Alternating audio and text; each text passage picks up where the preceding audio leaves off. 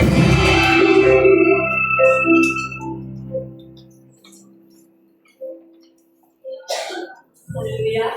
Jemaat Tuhan, persilakan bangkit berdiri kembali. Kamu mendengarkan firman Tuhan. Mari kita sucikan dan minta Tuhan untuk kuduskan hati kita. Haleluya Yesus.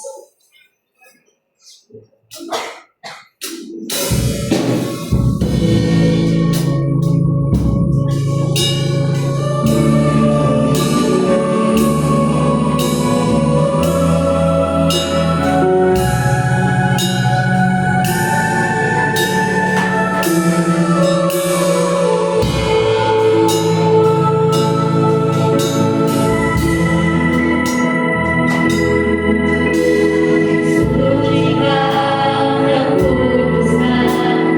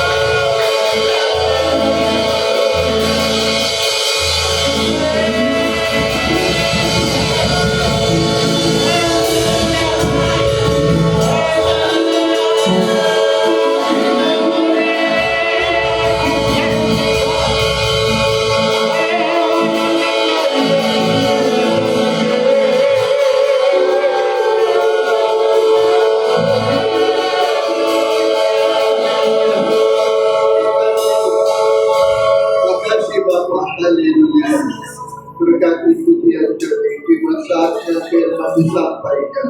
Makasih Roh Kudus bersama kami saat ini, jauhkan hal yang tidak baik, beri kami kebebasan dari Allah. Makasih Roh Kudus, buka hati kami, sambut firman-Mu, dalam nama Yesus dan Dia. Amen.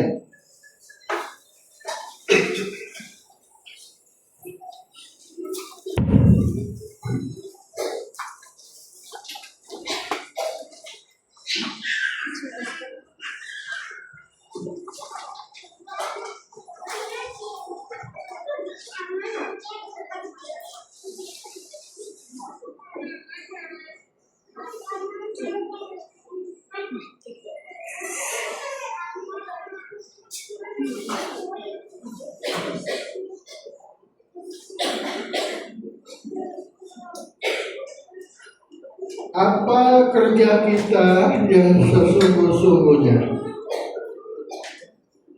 Kerja kita menyambut Tuhan yang datang tiba-tiba saja dan tahu bila.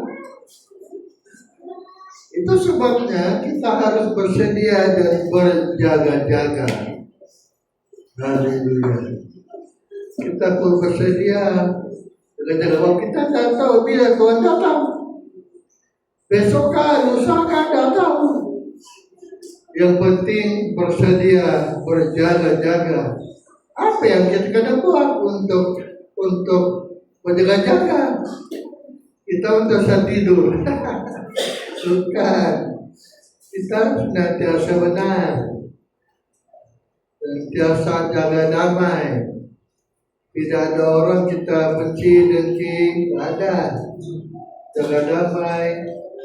Dan yang terpenting, kita ada urapan roh dan roh itu lari. Dan sedang pujian semedi tadi, pasal kita menang bersama roh. Itu yang betul. Cuma Roh Kudus kadang-kadang kita rasa kita ada roh. Inilah penyakitnya gereja hari ini. Mereka menyangka mereka ada roh. Haleluya. Makanya kita bersedia bila Tuhan datang. Haleluya. Injil Lukas pasal yang ke-12. Injil Lukas pasal 12.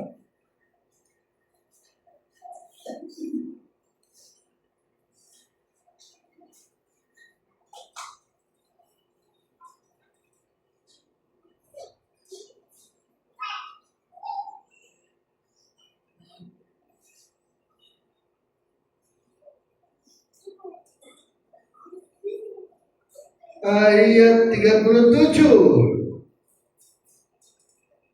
Berbahagialah hamba-hamba yang didapati tuannya berjaga-jaga ketika ia datang. Aku berkata kepadamu, sesungguhnya ia akan mengikat pinggangnya dan mempersilakan mereka duduk makan, dan ia akan datang melayani mereka. Terus? Dan apabila ia datang pada tengah malam atau pada dini hari dan mendapati mereka berlaku demikian, maka berbahagialah mereka. Terus? Tetapi ketahuilah ini, jika tuan rumah tahu pukul berapa pencuri akan datang, ia tidak akan membiarkan rumahnya dibongkar. Hendaklah kamu juga siap sedia, karena anak manusia datang pada saat yang tidak kamu sangka. Yang tidak kita sangka-sangkakan. Kalau tuan rumah tahu pencuri bila datang, dia siap sudah. Nanti ada pencuri. Pencuri dah kasih tahu, Tuhan begitu juga. Dan macam mana kita tahu yang Tuhan mau datang? Haleluya.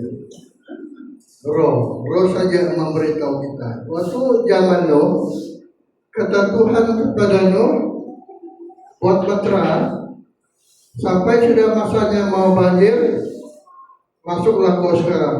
Sudah ada hujan nanti. Harus tahu juga tuh. Kalau begitu kita harus mencontohi Nuh. Supaya hari Tuhan itu tidak datang seperti pencuri. Kita harus hidup terang. Jangan gelap. Ayat 35. Hendaklah pinggangmu tetap berikat dan pelitamu tetap menyala. Hendaklah pelitamu, pinggangmu berikat, pelitamu menyala. Nah ini kita adalah berikat pinggang. Perintah kita menyala. Nah, ini cara kita berjaga. Berikat pinggang dan pelita kita menyala. Dua ini kata firman. Terus baca dulu. Dan hendaklah kamu sama seperti orang-orang Ya, yang menanti-nantikan tuannya pulang dari perkawinan, ya, supaya jika ia datang Ya. dan mengetok pintu, Ya. segera dibuka pintu baginya. Nah, jadi supaya kita ada terang untuk menyambut orang mau pulang dari kawin, itu mesti pelita mesti menyala. Yang kedua, kita harus berikat pinggang. Haleluya. Barulah kita tidak seperti kedapatan, tidak bekerja. Allah mau kita berikat pinggang, pelita menyala. Macam mana kita berikat pinggang ini? Apa yang kita kena buat? Apa itu berikat pinggang? Persus pasal yang ke-6, Persus pasal yang ke-6. Haleluya.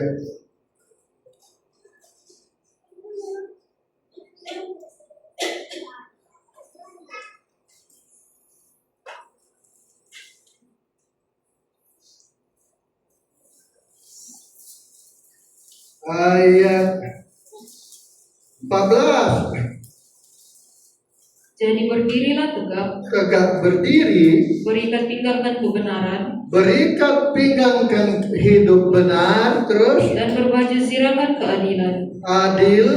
Nah, terus Kakimu berkasutkan kerelaan ya, untuk memberitakan Injil damai sejahtera. berikat pinggangkan kebenaran, hidup dalam kebenaran. Haleluya. Kita memperhatikan firman dan menjadi pelaku firman. Apabila kita melakukan firman, kita orang benar. Inilah cara kita berikat pinggangkan kebenaran. Kitab Ulangan pasal 6 ayat 25. Ulangan pasal 6 ayat 25. Dan kita akan menjadi benar Dan terus apabila kita melakukan segenap perintah itu dengan setia di hadapan Tuhan Allah kita, Iya, seperti yang diperintahkannya kepada kita. berikat pinggangkan kebenaran, artinya melakukan segenap perintah Tuhan dan setia. Ini cara kita berikat pinggangkan kebenaran. Yang kedua, perintah kita mesti menyala. Bagaimana kita menyala pelita? Haleluya. Kita disuruh hidup terang. Hidup terang. Ya, Persus pasal 5 ayat 8. Surat Persus 5 ayat 8. Memang dahulu kamu adalah kegelapan, tetapi sekarang kamu adalah terang di dalam Tuhan. Ya, Sebab itu hiduplah sebagai anak-anak terang. hiduplah sebagai anak terang. Karena terang hanya berbuahkan kebaikan Terang berbuahkan kebaikan, dan keadilan keadilan, dan kebenaran. kebenaran. Dan pujilah apa yang berkenan kepada Nah, Tuhan. kita boleh menilai, oh ini salah. Tapi tidak boleh menghakimi orang. Tidak boleh. Tidak boleh kita tuduh orang sesat. Tidak boleh. Itu sudah menghakimi, menilai, oh ini salah. Tapi kita yang tidak. Kita boleh hakimi orang. Inilah namanya menilai. Hidup terang. Hidup dalam keadilan, kebenaran. Diulanglah tadi 9. Karena terang hanya berbuahkan kebaikan Kebaikan, dan keadilan keadilan, dan kebenaran. dan hidup kita benar, berbuat baik. Orang buat baik, orang kita baik juga. Orang buat jahat, kita tetap berbuat baik. Sebab kita tidak mungkin berbuat jahat. Sebab kita ini benar. Benar itu berbuat yang baik kepada siapapun. Haleluya. Inilah cara kita hidup terang. Yang kedua, cara kita hidup terang. Kita kembali, kita membaca 1 Tesalonika pasal 5 ayat 2. 1 Tesalonika pasal 5 ayat 2. Karena kamu sendiri tahu benar-benar Ya, bahwa hari Tuhan akan datang seperti pencuri pada datang malam. seperti pencuri pada waktu malam. Apabila mereka mengatakan Semuanya aman. semuanya damai dan aman, Ya, maka tiba-tiba mereka ditimpa oleh kebinasaan, ya, seperti seorang perempuan yang hamil ya. ditimpa oleh sakit bersalin. Terus, Mereka pasti tidak akan luput. ya, Tetapi kamu, saudara-saudara, saudara. kamu tidak hidup di dalam kegelapan. Jadi kita harus hidup terang, jangan gelap. Terus Sehingga hari itu tiba-tiba mendatangi kamu seperti seperti pencuri. pencuri. Karena kamu semua adalah anak-anak terang Anak-anak siang, anak terang, dan anak-anak siang. bukan orang malam. Kita bukanlah orang-orang malam. Nah, kita Atau anak orang-orang siang. Macam mana kita menjadi anak terang, anak siang? Menurut firman ini, inilah cara kita berjaga. Inilah cara kita waspada menjadi anak siang, anak malam. Apa yang kita kena buat? Nah, untuk menjelaskan ini, kembali kita pada zaman Nuh. Sebab kalau kita membaca Lukas 24 ayat 42, itu cerita zaman Nuh. Lukas 24, Matius maafkan saya, 24, Matius pasal 24, haleluya. Itu adalah zaman Nuh ayat 37. Sebab sebagaimana halnya pada zaman Nuh, Ya, demikian pula halnya kelak pada kedatangan Anak Manusia. ya, Sebab sebagaimana mereka pada zaman sebelum air bah itu, ya. makan dan minum, Makan minum, kawin dan mengawinkan, kawin, sampai kepada hari Nuh masuk ke dalam bahtera. ya. Dan mereka tidak tahu akan sesuatu. Mereka tidak tahu, mereka dibutakan oleh keadaan zaman. Jemaat janganlah cintai. Yang membutakan orang zaman Nuh adalah sekeliling, kawasan sekitar. Jadi lingkungan kita banyak mempengaruhi kita menjadi buta. Untuk jelasnya kita bacalah Lukas 17 ayat 35. Sama cerita itu. Lukas 17 35 Ada 2 orang perempuan. ayat 36. Kalau ada 2 orang di ladang, yang seorang akan Betul. Lukas 17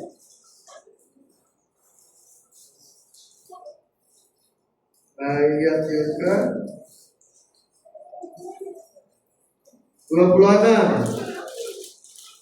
26.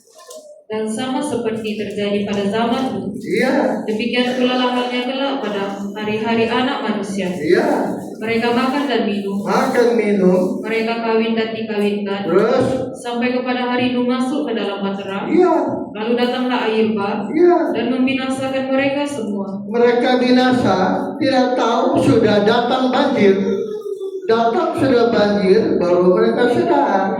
Bayangkan dasarnya orang zaman mereka tadi dibilang firman kawin mawin, kemudian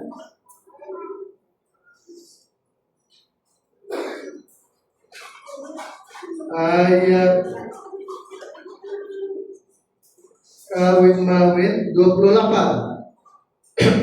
Demikian juga seperti yang terjadi di zaman Lot. Mereka makan dan minum, Makan minum, mereka membeli dan menjual, menjual, mereka menanam dan membangun. menanam, membangun. Wah, dua-dua ini ada di zaman kita ini. Makan minum di mana-mana, restoran banyak dibuka. Mana-mana orang kawin. Haleluya, makan minum. Ayat 28, di mana-mana lagi makan minum, membeli, menjual, bisnis, menanam, membangun, kebun dibuka di mana-mana. Gara-gara kebun merampas tanahnya orang, ambil semua tanahnya orang untuk jadi kebun dia. Ini zaman kita ini begitu. Haleluya. Saya tidak perlu masuk politik, tak perlu. Tapi karena mau membalas, mau membela, masuklah saya. Karena gara-gara tangan kami diambil orang. Jadi betul-betul zaman kita ini tampak betul-betul ada semua. Membangun, menanam. Soal bangunan, saya tadi lewat di Kuara, saya di Kuara di atas. Saya nampak sebelah kiri sebelum lampu merah. Saya ingat dulu di situ semak semua. Sekarang masih semak sudah. Bangunannya, aduh cantik sudah itu apa? Jadi di mana-mana membangun, orang buat bangunan tinggi-tinggi. Tidak terasa di kalau di keke kalau kenapa? Aduh, sebab keke ini betul-betul luar biasa. Luar biasa. Dia tahu ada tentara. Tahu apa yang paling ketinggalan? Kalau bagian Mega Jaya, tentara betul dia maju sekali. Bangunan tinggi-tinggi.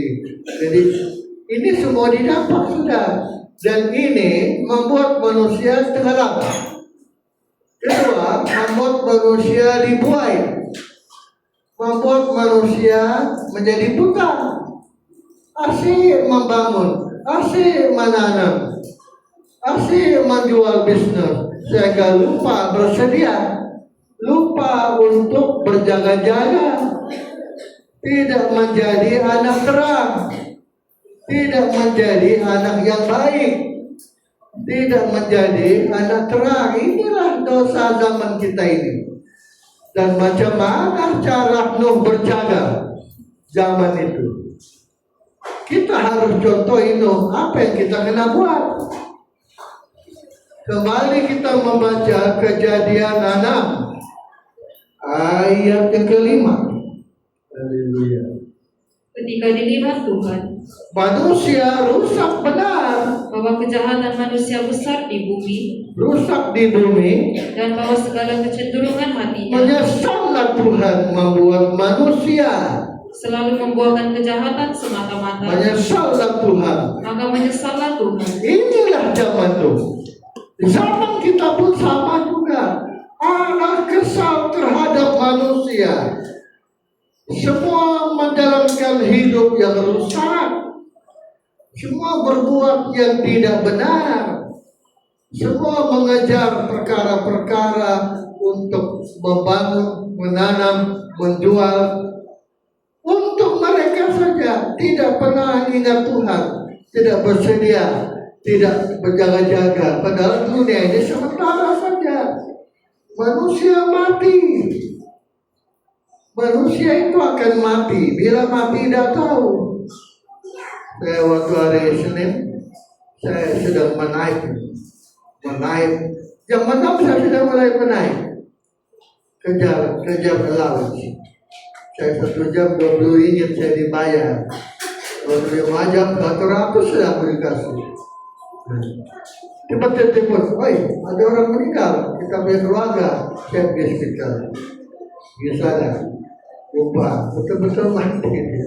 Tidak tahu bila kita mati. Yang kita kejar adalah berjaga-jaga. Apa yang kita buat?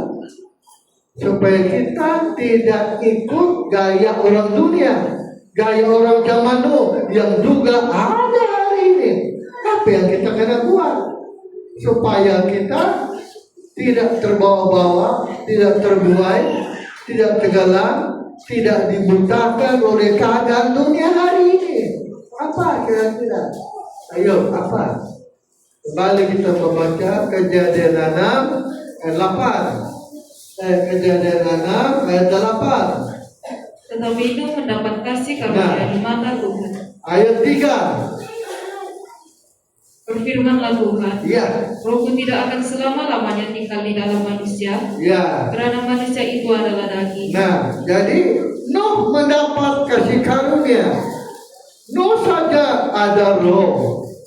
Roh menyertai Nuh. Waktu saya sedang lagu semedi tadi. Kita akan menang bersama roh. David kasih tayang ke lagu semedi. Aku mau ada uraian kita mau lihat. Kita menang bersama roh. Itu jelas memang. Itu saja kelebihannya Nuh. Membuat dia tidak rusak, tidak jahat. Dia bersedia. Haleluya. Dia bersamamu, bersama rohmu. Kita menang, itu jelas, benar. Jadi itu juga yang membuat Nuh menang. Zaman Nuh, roh saja menyertai Nuh, membuat dia tidak rusak. Sementara orang menjalankan hidupnya rusak. Nah, kalau begitu, sama zaman Nuh juga. Nuh mendapat kasih karunia. Orang yang ada Roh Kudus turun, itu kasih karunia itu. Ya, Roh Kudus tidak boleh kita firman cerita minggu lalu. Jika ada roh, jika ada firman, itu tidak benar. Nah, boleh ada roh, ada firman. Roh itu dikejar, roh itu dicari. Jangan tunggu roh datang. Tunggu roh, kalau ada roh, tidak boleh kita. Itu ungkapan tidak betul. Saya tidak setuju itu ungkapan itu. Kalau ada roh, mana boleh kita bilang kalau ada roh? Roh dikejar, dicari. Inilah membuat Nuh tidak rusak. Roh bersama dia mendapat kasih karunia. Ayat 6. Ayat 9, maafkan saya. Inilah riwayatku. Iya. Nuh adalah seorang yang benar, Iya. dan tidak bercela di antara orang-orang sezamannya. Iya. Dan Nuh itu hidup bergaul dengan Allah. Terus? Nuh memperanakkan 3 orang laki-laki, Iya. Sem, Ham, dan Yafet. Iya. Adapun bumi itu telah rusak di hadapan Allah Bumi rusak benar. dan penuh dengan kekerasan. Penuh kekerasan. Terus? Allah menilik bumi itu, Ya. dan sungguhlah rusak benar. sebab semua manusia menjalankan hidup yang rusak di bumi. Kenapa bumi waktu itu rusak? Samalah zaman kita ini. Sebab zaman Nuh itu terulang lagi. Kita ulang baca Lukas 17 tadi. Lukas 17.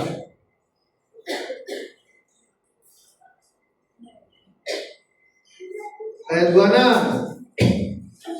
Dan sama seperti terjadi pada zaman Nuh, Ya. demikian pula halnya kelak pada hari-hari anak manusia. Keadaan zaman Nuh itu dilihat pada hari ini, kelihatan, nampak, terasa betul zaman Nuh itu sudah ada zaman kita ini. Dan Nuh saja yang benar, sama juga. Kenapa Nuh benar? Sebab ada roh yang memimpin dia. Ada roh yang dihargai. Zaman Nuh rusak karena manusia tidak bersama roh, tidak dipimpin roh. Samalah zaman kita ini. Kalau begitu, rohlah jawabannya. Hendaklah kita menggunakan roh. Macam mana cara? Maka roh itu tidak boleh gitu kalau ada roh. Itu tidak, saya tidak setuju. Firman begitu. Kalau ada roh, mana boleh? Roh itu ada perasaan, ada pikiran, ada kemauan. Kita harus jangan memadamkan roh, jangan mendukakan roh, jangan melawan roh. Kita yang kena duluan. Kita yang duluan menjaga perasaan roh. Barulah kita ada roh bersama kita, baru kita menang, baru kita tidak rusak. Nuh saja tidak rusak sebab dia dipimpin roh. Kalau begitu kita belajar untuk dipimpin roh. Sebelum itu kita masuk dulu bagaimana caranya kita dipimpin roh. Lukas 17, Lukas 12. Maaf ya saya, Lukas 12. Lukas pasal yang ke-12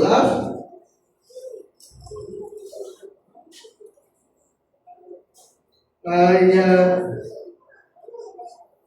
45. Akan tetapi, Ya. jikalau hamba itu jahat Nah, kita harus jangan jahat hari ini. dan berkata di dalam hatinya, Tuanku belum datang-datang, Tuan belum datang-datang. Tuanku tidak datang-datang, Berilah dia memukul. lalu ia memukul hamba laki-laki Hamba laki-laki, hamba perempuan dia pukul. dan hamba perempuan, Hamba perempuan dan makan minum lagi. dan mabuk, Mabuk. maka Tuhan hamba itu akan Nah, datang pada hari yang tidak Jadi disangka. pertama-tama jaga. Jangan memukul orang. Jangan memukul dengan tindakan, tahu kan? Selisih paham, iri hati, benci, dengki, itu memukul orang itu, tabiat daging itu memukul orang. Bagaimana kita memukul orang? Galatia 5:19, inilah pukulan. Kalau kita memukul orang, macam tadi Galatia 5:19. Perbuatan daging telah Ini nyata, orang memukul. yaitu percabulan, Ya. kecemaran, hawa nafsu, Terus penyembahan berhala, yang berhala, sihir, ilmu sihir, perseteruan, ada permusuhan, perselisihan, selisih paham, iri hati, amarah, kepentingan diri sendiri, terus percideraan, melukai, mendukakan hati orang dengan mulutnya. roh pemecah, suka memihak sana memihak sini, akibat terjadilah pergaduhan. Terus kedengkian, dengki, mabuk, pesta pora, dan inilah sebagainya. memukul orang.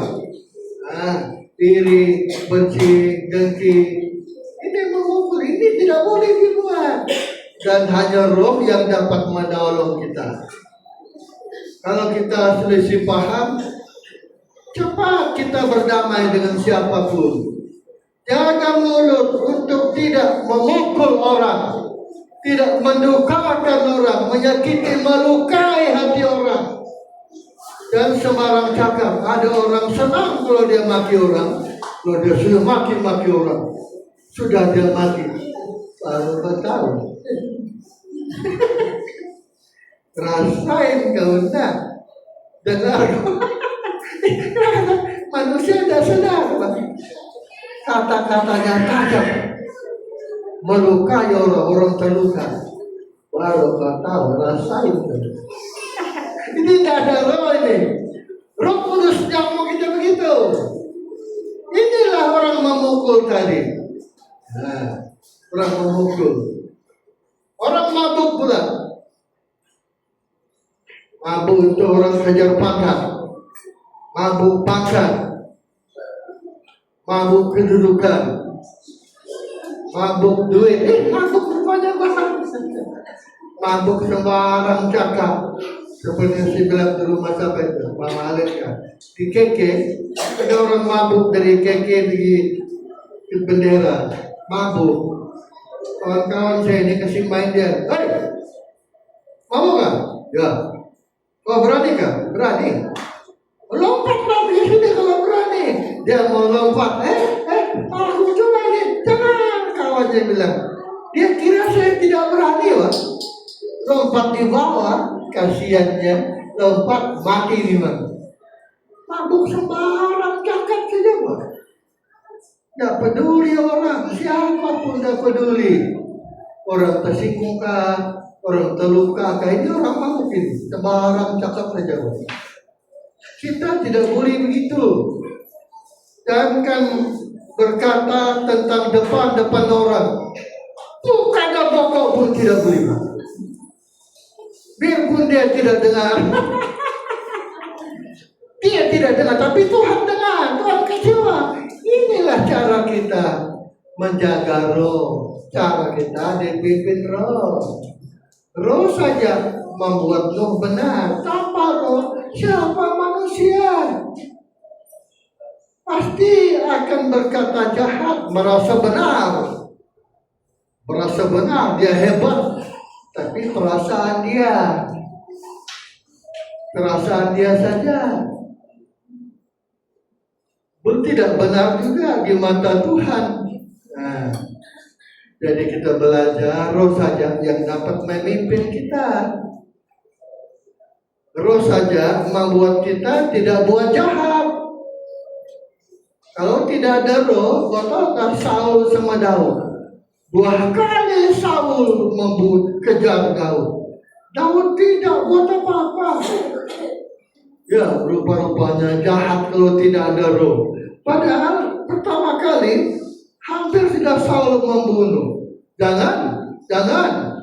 Coba saya baca itu ya. 1 Samuel pasal 25.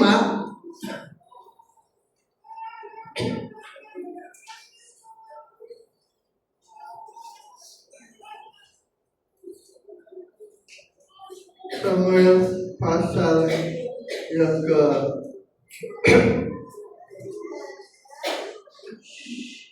pasal 26 saya minta maaf. Ayat yang ke-7. Datanglah Daud dengan Abisai kepada rakyat itu pada waktu malam, dan tampaklah di sana Saul berbaring tidur. Ayat 9.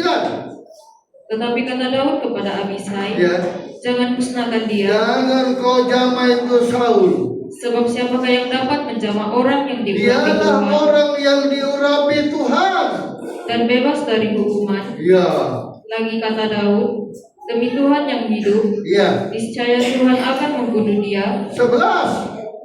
Kiranya Tuhan menjauhkan daripadaku untuk menjamah orang yang diurapi Tuhan. Coba, Daud tidak membunuh Saul kali kedua hanya karena Saul ini diurapi Tuhan. Roh tidak ada sama Saul.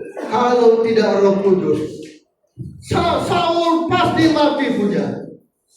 Tapi Roh Kuduslah mencegah Daud untuk tidak menjamah. Siapa yang boleh menjamah orang yang diurapi Tuhan?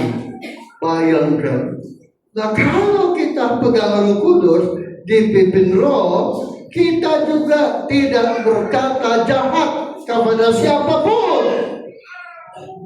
Haleluya.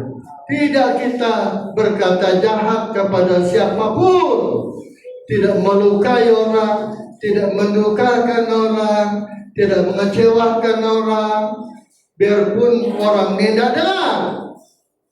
Roh Kudus mencegah kita tidak berkata jahat, biarpun itu orang tidak kita dengar. Dia tidak dengar ucapan kita, bahwa kita ada roh dengar. Kita takut sama Roh Kudus. Inilah membuat kita tidak rusak di zaman kita ini. Kalau kita berpadukan dipimpin Roh. Tanpa Roh siapa kita? Kita punya mulut dia sembarang saja, Pak. Cakap sembarang saja. Yang saya bilang tadi, kita tidak peduli siapa di depan kita. Kita cakap, maki saja. Kalau sudah orang sudah terluka, kita puas hati aku. Rasain kamu. Tidak ada roh ini. Kalau ada roh kita begitu. Itu sebabnya hanya roh membuat kita tidak rusak. Roh Kuduslah jaminan. Makanya Kejadian 7 ayat 1. Haleluya. Lalu berfirmanlah Tuhan kepada Nuh, masuklah di bahtera. Masuklah ke dalam bahtera itu, engkau dan seisi rumahmu. Sebab engkau saja yang aku lihat benar. Sebab engkaulah yang kulihat benar di hadapanku. Kita pasti kelihatan benar di mata Tuhan kalau kita dipimpin, menghargai, menjaga perasaan roh. Ini saja membuat kita tidak rusak, dan inilah cara kita berjaga-jaga, bersedia menantikan Tuhan. Pasti kita macam 5 gadis yang pandai. Matius pasal 25 ayat yang ketiga. Gadis-gadis yang bodoh itu membawa pelitanya. Ada pelita arti Kristen, tetapi tidak membawa minyak. Tidak ada roh, ada juga minyak, tapi tidak banyak. Terus Sedangkan gadis-gadis yang bijaksana itu Iya. membawa pelitanya Iya. dan juga minyak dalam buli-buli mereka. Bilang. Tetapi jawab gadis-gadis yang bijaksana itu, Iya. tidak, Tidak. nanti tidak cukup untuk kami. Ayat 8. Gadis-gadis yang bodoh berkata kepada gadis-gadis yang bijaksana, Berikan kami minyakmu itu. berikanlah kami sedikit dari Pelita minyak, kami hampir padam. sebab pelita kami hampir padam. Banyak Kristen kehilangan Roh Kudus. Tapi kita kalau boleh jangan hilang roh. Untuk tidak hilang roh, kita yang kena jaga perasaannya. Haleluya. Roh Kudus itu kita buat menjadi kekasih kita. Membuat kita menjaga perasaannya. Sehingga perasaan kita ada perasaan roh. Saya kamu firman seperti kaum muda. Anak kita ada yang kudus. Kita pun Tuhan mau kita kudus. Akibatnya kudus Tuhan menarik kita yang kudus untuk selalu berhubungan. Sehingga kita dengan Tuhan ada kasih, ada kontak kasih. Macam orang jatuh cinta. Orang jatuh cinta kalau lewat cewek cowoknya, jantung dia berdegup lah. Kalau perempuan lain tidak begitu, kecuali kekasihnya. Kita dengan Tuhan sama juga. Jantung kita macam mau jatuh cinta dengan Tuhan. Orang lain nampak tidak ada, sama saja dengan Tuhan, kekasih kita. Itu sebabnya orang bercinta itu paling parah. Cintanya terlalu dalam. Miracle Allah. Gereja cinta itu ada miracle, ada ajaib. Bayangkan ada orang yang mukanya bodoh dapat istri yang cantik. Miracle Allah. Ada orang suaminya cantik, istrinya bodoh. Ada cinta yang mengikat dia sehingga terikat sudah tidak peduli dia. Aduh, jangan kau cuma nasihat orang bercinta, jangan. Kau dianggapnya tidak ada harga itu. Di dunia ini orang bercinta, dunia ini dia punya. Orang lain menumpang saja. Kita dengan Tuhan begitu. Ada cinta, Roh Kuduslah membuat kita. Roh Kudus itu Allah. Kita ada Roh, dia menarik kita sehingga kita terikat. Bahkan kita hidup untuk Tuhan. Pikiran kita, perasaan pikiran Tuhan. Haleluya. Kita harus mencontohi orang-orang India. Yang India, film-film India itu. Apa dia bilang? Aku tidak boleh hidup tanpa kau. Nah, kau belum bisa film India. Kita tidak boleh hidup tanpa Tuhan. Contoh itu film India kalau saya bercinta dengan Tuhan. Kita tidak boleh hidup tanpa Tuhan. Kasih kita kepada Tuhan, perhatian kita membuat kita macam Nuh, menjauhkan dosa, dan inilah menjadikan kita orang yang berjaga-jaga, orang yang bersedia. Roh saja yang dapat menolong kita berjaga-jaga. Kita baca terus Matius 25 ayat yang ke-10. Akan tetapi, waktu mereka sedang pergi untuk membelinya, waktu gadis-gadis bodoh itu pergi beli minyak, datanglah mempelai itu, dan mereka yang telah siap sedia, siapa yang telah bersedia, masuk bersama-sama dengan dia, pintu ditutup ke ruang perjamuan kawin, lalu pintu ditutup. Datang pula gadis yang bodoh tadi. Kemudian datang juga gadis-gadis yang lain itu, Alkitab tidak sebutkan gadis bodoh lagi, gadis lain. Mungkin sudah ada minyak dia terus. Tuan, bukakanlah kami buka pintu Tuan.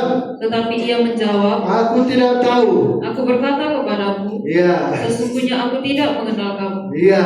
Karena itu, berjaga-jagalah, sebab kamu tidak tahu akan hari maupun akan saatnya. Tanpa Roh Kudus, Tuhan tidak kenal kita, siapapun kita, entah kita pendeta.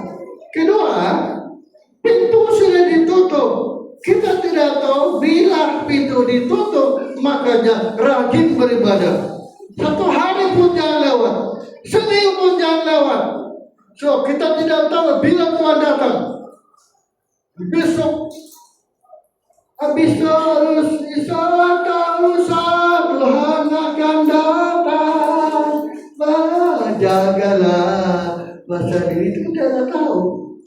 Makanya Roh Kuduslah membuat kita mengenal, bersedia, berjaga-jaga. Kalau begitu, kita hargai Roh Kudus.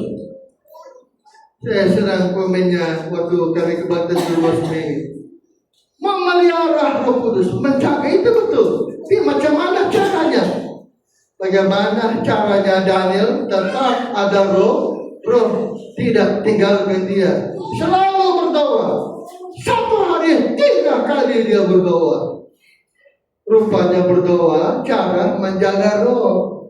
Jangan lari dari kita. Dan dia hilang dari kita. Kalau kita hilang roh, kasihannya gereja mati. Gereja mati kalau tidak ada roh. Betul gak? Betul. 2 Korintus 3 ayat 6. Coba tayang itu ayat. Baca dulu. Tayang. Ialah membuat kami juga sanggup menjadi pelayan-pelayan dari suatu perjanjian baru yang tidak terdiri dari hukum yang tertulis, tetapi dari roh. Sebab hukum yang tertulis mematikan, tetapi roh menghidupkan. Kita baca bersama-sama. 1, 2, 3. Lihat depan semua.